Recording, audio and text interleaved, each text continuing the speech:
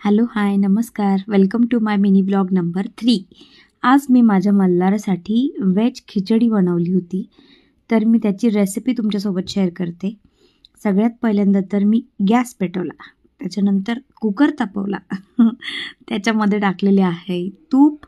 तुपामध्ये टाकलेले आहे जिरं, मोहरी, लसूण, बीटरूट, गाजर, टोमॅटो आणि वाटाणे.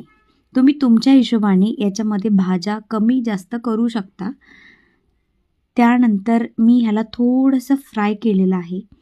हे फ्राय करून झाल्यानंतर मी त्याच्यामध्ये किंचितशी हळद टाकणार आहे आणि परत एकदा थोडंसं फ्राय करून घेणार आहे सगळ्या भाज्या फ्राय झाल्यानंतर मी त्याच्यामध्ये टाकलेलं आहे तांदूळ, मुगाची डाळ, मसुरीची डाळ आणि परत मिक्स. त्यानंतर मी त्याच्यामध्ये टाकलेलं आहे.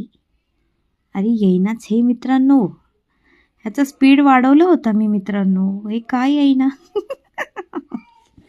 थोडंसं समजून घ्या, नवीन ब्लॉगर आहे. स्पीड फास्ट केलाय तरी मी चाळतच राहते.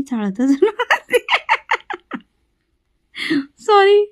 हां, तर मी रेसिपी तुम्हाला पूर्णपणे सांगितलेली आहे.